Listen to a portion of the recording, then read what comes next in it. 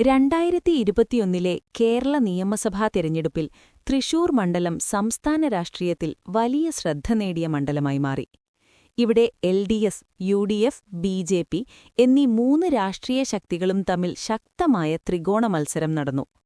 തിരഞ്ഞെടുപ്പിൽ CPI സ്ഥാനാർത്ഥിയായ P Balachandran 44,263 വോട്ടുകൾ നേടി വിജയിച്ചപ്പോൾ, കോൺഗ്രസ് സ്ഥാനാർത്ഥിയായ പത്മജ വേണുഗോപാൽ 43,317 വോട്ടുകളും, ബിജെപി സ്ഥാനാർത്ഥിയായ സുരേഷ് ഗോപി 40,457 വോട്ടുകളും നേടി.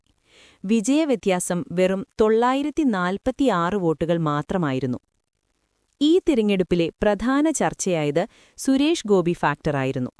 മലയാള സിനിമയിലെ ജനപ്രിയ നടനായ സുരേഷ് ഗോപി സ്ഥാനാർത്ഥിയായത് ബിജെപിയുടെ വോട്ട് ശതമാനം ഗണ്യമായി ഉയരാൻ കാരണമായി.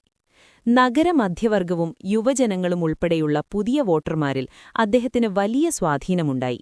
ഇതോടെ തൃശൂരിൽ ബിജെപി ആദ്യമായി ശക്തമായ മൂന്നാം ശക്തിയായി ഉയർന്നു.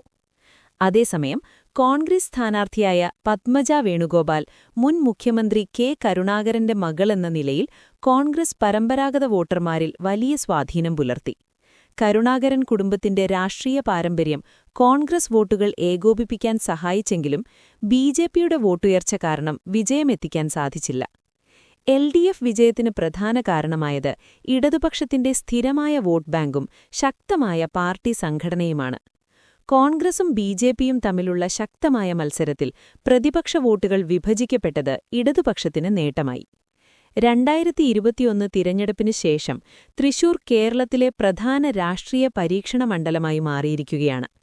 മൂന്ന് മുന്നണികളും ഏകദേശം സമാനമായ വോട്ട് ശക്തിയോടെ മത്സരിക്കുന്ന ഈ മണ്ഡലം ഭാവിയിലും സംസ്ഥാന രാഷ്ട്രീയത്തിലെ ഏറ്റവും ശ്രദ്ധേയമായ തിരഞ്ഞെടുപ്പ് കേന്ദ്രങ്ങളിലൊന്നായി തുടരുമെന്നത് രാഷ്ട്രീയ നിരീക്ഷകരുടെ വിലയിരുത്തലാണ്.